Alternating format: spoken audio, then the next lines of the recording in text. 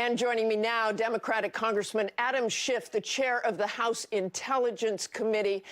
Congressman Schiff, Kellyanne Conway has said you should resign as committee chair. I assume you will not. But what about the evidence? You just heard her. You have said there is ample and abundant evidence of collusion, leaving the very strong impression there was illegal activity.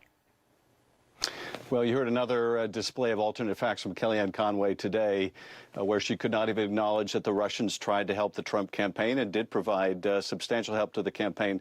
But look, I've been very clear over the last year and a half, that there is ample evidence of collusion in plain sight.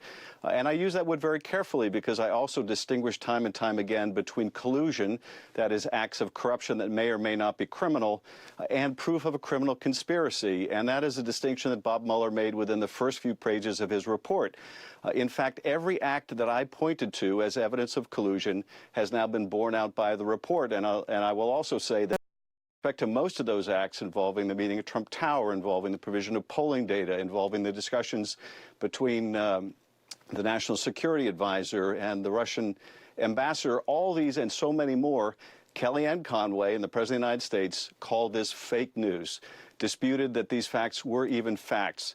But we now know from Bob Mueller they were facts. You went farther than saying ample evidence. You once described to me on this program that the Trump administration's actions related to the Russia probe are, quote, of a size and scope probably beyond Watergate. What do you say now? Well, I think it's clear from the Mueller report that that's exactly right. The obstruction of justice in particular in this case is far worse than anything that Richard Nixon did.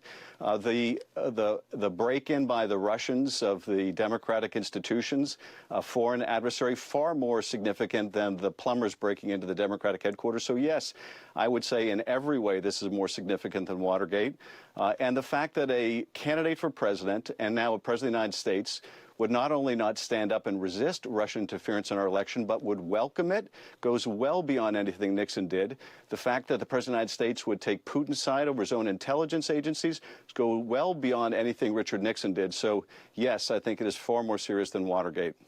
On obstruction of justice, based on the information in the report, do you believe the president did obstruct justice? I do believe that he obstructed justice and did so in many ways. And I think that the Mueller report points out how the elements of obstruction are met in several instances, several courses of the president's conduct.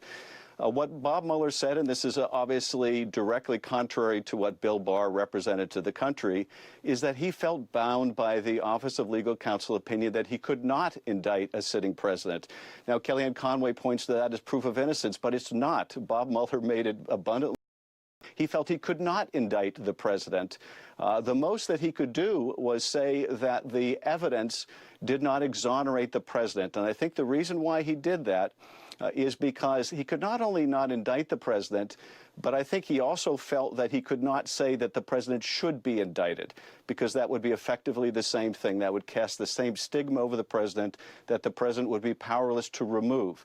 So I think that's why Bob Mueller made that non-traditional prosecutorial judgment. He came as close to saying that the evidence of obstruction was evidence of a crime as he could within the Department of Justice regulations.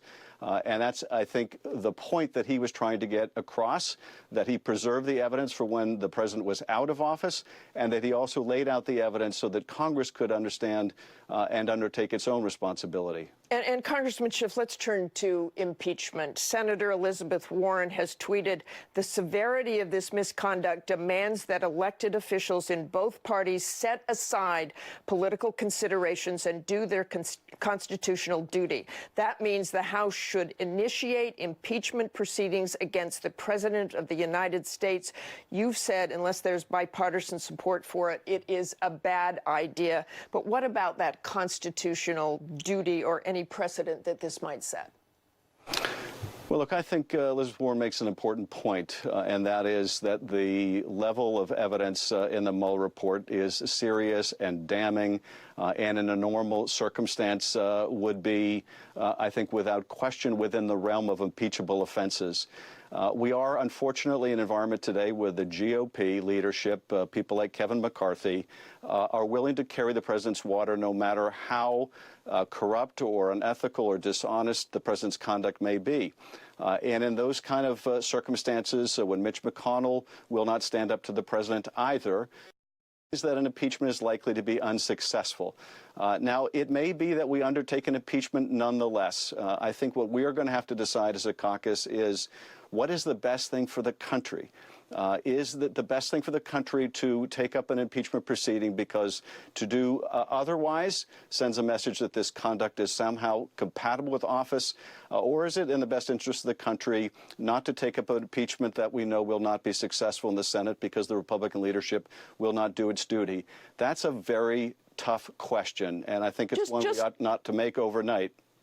Just a final question here, Congressman. You said the Attorney General, Bill Barr, did a grave disservice to the country by misrepresenting significant parts of the Mueller report.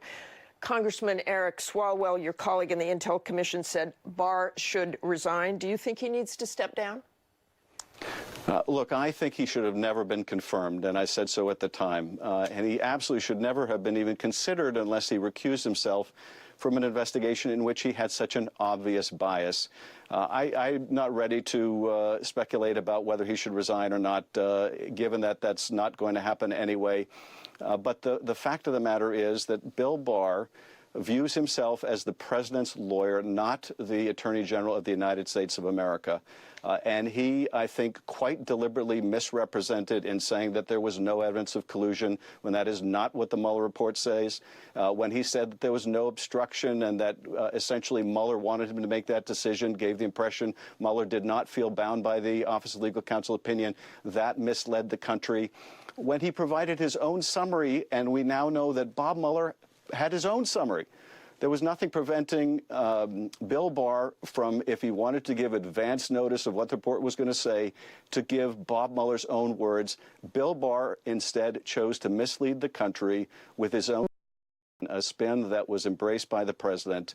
And I think that history will reflect that Bill Barr let the country down when it needed an attorney general of substance. Okay, thanks very much for joining us this